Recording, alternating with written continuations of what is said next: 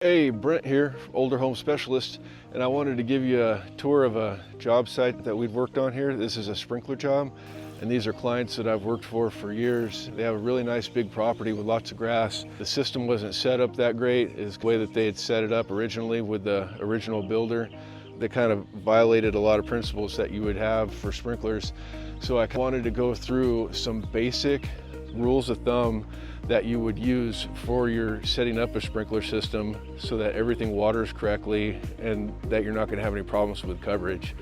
So first of all, what type of head would you use? Well, that depends on how big of an area that you're watering, and there's a time and a place for everything. So you get on a big open field like this where you have lots of room, you're going to use the gear-driven rotor head. They have different models of them, different styles, but they're basically designed to water between 20 and 35 feet for the residential. And then of course they step up to larger ones that are for more commercial application for football fields and large parks and stuff like that. So first of all, when you do the spacing on those heads, you don't want them spaced out too far. So you're looking for head-to-head coverage. So that means one head has to spray all the way to the other head and not just a couple drops hitting that other head. You want a good amount of that spray to be overlapping each head. If you go up to a sprinkler head while it's on and slide your hand underneath it from behind, doesn't matter what kind of head, if it's a conventional head, if it's a gear-driven head, it really doesn't matter. You're gonna see that your hand basically stays dry. And the reason being is because sprinkler heads water out better than they water around themselves. So what you want to do is make sure that the math is correct when the head's placement is set in and the layout, that everything is head-to-head coverage. So that's the number one thing. Usually when I'm spacing out my gear-driven heads, I don't like them spaced out more than about 20 or 22 feet at the max. So you'll see a lot of times I'll go to jobs and they might be spaced at 25 feet or 30 feet and it's just too far. You're not going to get the good coverage. And one other thing that a lot of people get wrong, and it makes a big difference, is you get in these big open areas, your full circles have to be on their own section, okay? If you don't, you think about it, a half circle, 180 degrees, how long would it water? Let's say you set the timer for 30 minutes. So you're going to distribute a certain amount of water in that 30 minutes. Now think about a full circle. It has to do a full lap. And so it literally has twice as much work to do as a half circle would. So what the correct way to do it would be to have one section or as many sections as needed with just the full circles on those. Then they can be set for twice as long because they literally have twice as much work to do. And so this is a big mistake that I see often, is when they get set in, they'll just mix them in with the edges and the full circles, and it's always going to be a problem. You might be in a partially shady area, or you might have some sort of saving grace like that makes it so it's not as bad. But when you're in just normal full sun, Sacramento, and it's hot, forget it. You're going to see the problems right away, right when it heats up. You'll have different shapes to your lawn. Whenever I'm looking at how I'm going to set up a sprinkler system, I'm looking at it like it's a shape. How am I going to water this shape accurately so that I can water the grass without watering the walkways, the house, the fence, the mailman, all these things you don't want to water while you want to be efficient in what you're watering. Especially nowadays, it's different. 30, 40 years ago, there wasn't much consideration for water because we had tons of water and less people. Nobody really cared. You could just throw water out there.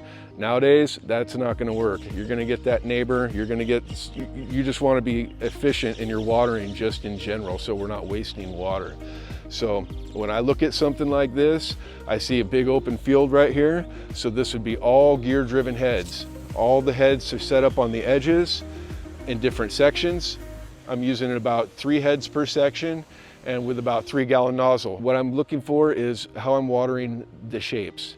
And so basically on something like this, where it falls into smaller areas where I have smaller strips, what I'm going to do is set up different sections. The smaller sections are going to have smaller heads. The bigger sections are going to use the bigger heads. So when I run up to something like this, I'm going to chop it off at that square section or at that rounded section where it goes from a bigger area to a smaller area. So you can see we've come off the bigger section and now we're kind of falling to a smaller section that comes around their putting green. So what I did was I changed over to the conventional heads so that I can water this strip more accurately without, if I had the gear driven heads over here, it'd be blasting everywhere that I don't want. So I've created sections running along here, evenly spaced the heads running along here so that everything is watered more accurately. So same principle here. This is a smaller area. Now you're always going to get changes in the dimensions of the lawn. Nobody has a perfectly square or rectangle lawn. It just doesn't happen. It's very rare. So you can see that this is changing from approximately 10 feet to right here, where it got into probably about 14 or 15 feet.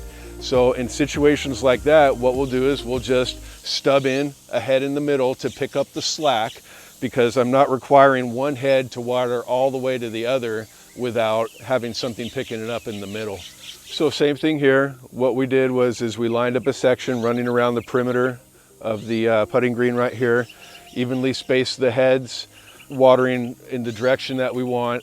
But again, there's smaller heads, and so this is a time and a place for everything where we can accurately hit the areas that we want without overwatering too much and without being efficient.